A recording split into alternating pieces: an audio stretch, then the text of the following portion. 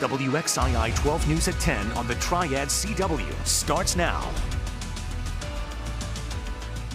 A campus safety forum held at North Carolina A&T. I'll have what was discussed next.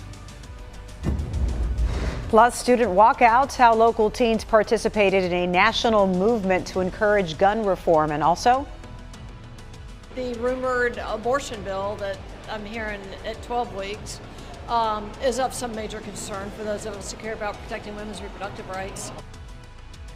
The issues on the line as Republicans take the supermajority in North Carolina, how you could be impacted. First, we have breaking news tonight. Winston-Salem police say there was a shooting on Breton Street around 8:30. A woman was standing outside when she was shot by an unknown suspect in the arm. She was treated for a non-life-threatening injury. As always, we will update you as more information comes into the newsroom. Tonight, North Carolina A&T is working to make students feel safe after a couple of harrowing incidents. Just last night, someone shot and killed freshman Deja Reeves just off campus. The school held a prayer service today to honor her. The students also learned this week about a suspect who had brought a plethora of weapons to campus. 27-year-old Brandon Bentley is now facing several charges. WXI 12's Kara Peters joins us now with new information about the school's efforts to tighten security. Kara? Hey there, Christine, that's right. And classes were paused for 1 hour for this virtual forum. And tonight we're hearing from an administration not only breaking down these incidents, but also what's being done to keep students, faculty, and parents aware that the campus is safe. Chancellor Harold Martin and Police Chief Cherry holding a virtual forum to help ease concern following recent incidents around campus. This comes following the arrest of Brandon Bentley, who was heavily armed on campus with weapons and ammunition March 26th. According to court documents, he was released on a bond set at $100,000. We found there was no imminent danger, so no alert was submitted at this point. However, we should recognize, that we have shared with the campus the basic facts, and we should have done that. We should have absolutely have done that. Chief Cherry and I accept responsibility for not doing so at least a day after the event when Mr. Bentley appeared in court for the first time. During the forum, Chancellor Martin also brought up other recent events, such as shots fired hitting a parked vehicle that same weekend, and false reports of an armed person on campus. The chancellor confirms that while these situations are not related to one another, the campus is still a safe place. What we deal with on an ongoing basis is what all of our communities are dealing with in all of our universities, public and private, here in North Carolina and across the nation as a whole, is the rising level of unrest within our communities. We spoke to students on their thoughts when it comes to safety following Wednesday's forum. It's really hard to protect us from every single threat, especially since we're so open. Miller says when it comes to truly tackling the issue of safety, it takes more than the campus.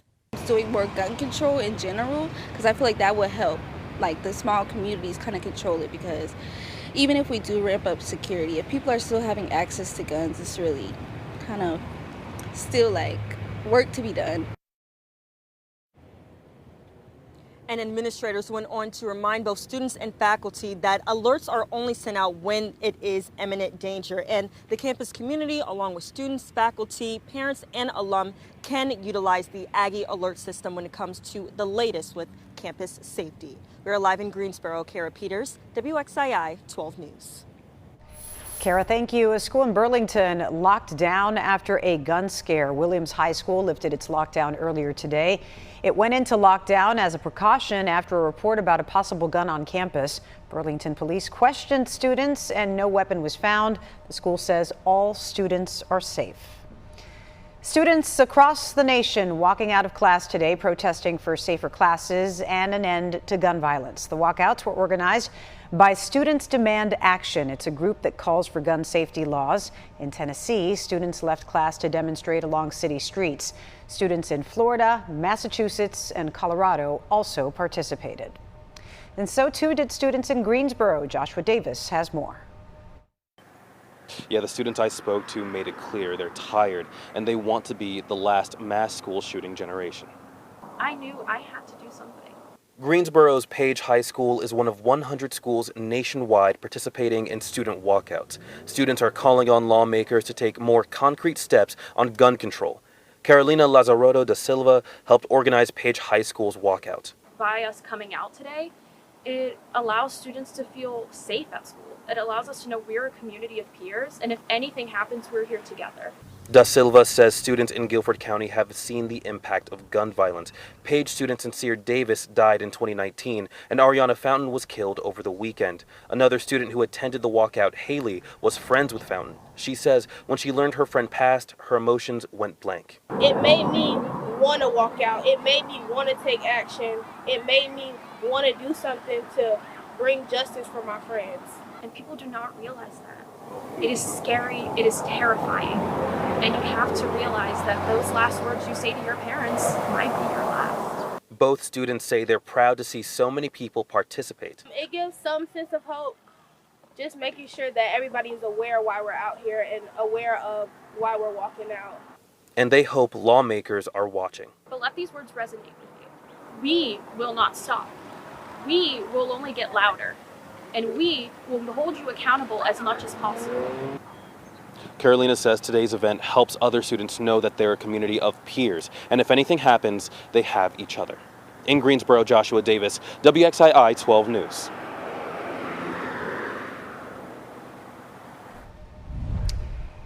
And now let's get a look at our forecast. Today was a beautiful day. There is a potential for that rain to make a comeback, though. Chief Meteorologist Lainey Pope is here with more. Hey, Lainey.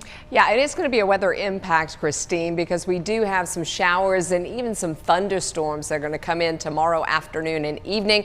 And look at Greensboro today. Boy, it was nice, right? We did have a good bit of cloud cover, but we had highs in the 80s, so really warm. Tomorrow it'll be just as warm, but we do have that opportunity for wet weather to move in. So Thursday afternoon into the nighttime hours, that window between about 2 and 10 seems to be when we will see at least a few showers and a few thunderstorms come through. Some of those storms could be strong to severe with damaging wind gusts and large hail. Right now the radar is pretty dry across the area. We do have the clouds and we've got some wet weather out to the west. Thankfully the severe weather has calmed down from earlier today. The threat has been lowered out to the west, and we really have a low threat for severe weather tomorrow, a marginal risk, a threat 1 out of 5 level. Now we are going to stay quiet through tomorrow morning, even perhaps through midday tomorrow in the Triad. Just some clouds around with temperatures that are mild in the 60s. We'll be down into the mid 60s in the foothills as well. We may have a shower come in just before lunchtime. The farther west you are, like in the mountains, you may wake up with at least a spotty shower around. All right, Lainey, thank you. North Carolina's Republicans filed 2 bills today to change high school sports.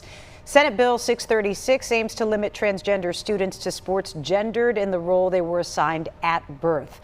Currently, the state allows student athletes who identify as transgender to play sports based on their current gender identification. Republicans in the House introduced a similar measure. Republicans hold veto-proof majorities in both the Senate and the House now. And that is, of course, because Representative Tricia Cotham switched her party affiliation from Democrat to Republican. Now Republicans have a veto-proof majority once again in both the House and the Senate, and Democrats say Cotham should resign immediately, adding that she betrayed the voters in her district. I'm no longer a Democrat, but I remain a public servant.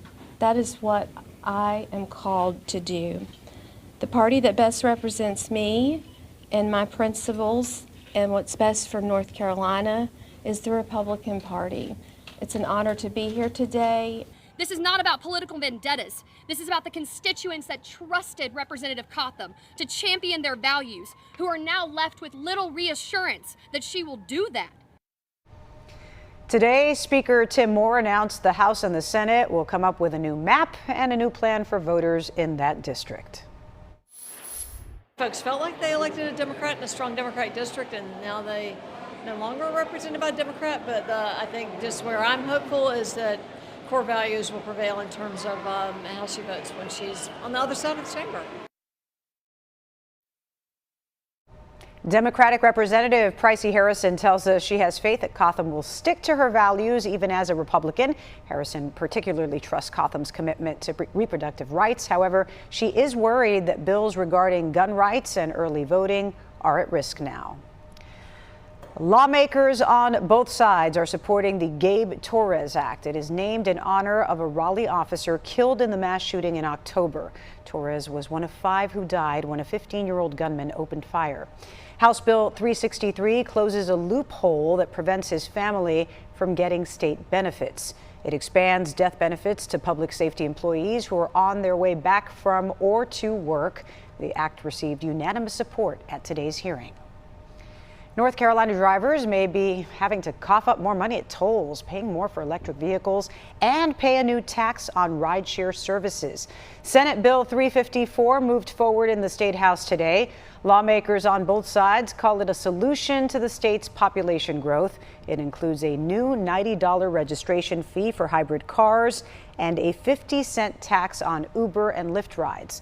The money would go straight back into the transportation budget. Former President Donald Trump continues to attack the judge in his trial as Trump faces 34 charges of falsifying business records. The judge's family and the prosecutor, DA Alvin Bragg, are receiving threats. The judge has requested Trump avoid inciting violence. These are felony crimes in New York State, no matter who you are.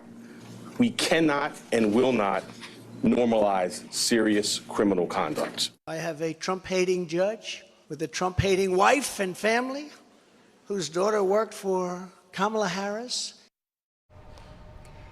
Meantime, Trump is also facing a legal setback in another case. Former Vice President Mike Pence decided not to appeal a judge's decision requiring him to testify about Trump's involvement in the January 6th insurrection. After the break, a local man shares his secrets to TikTok success. Plus, the latest forecast as severe storms leave another trail of destruction in the South.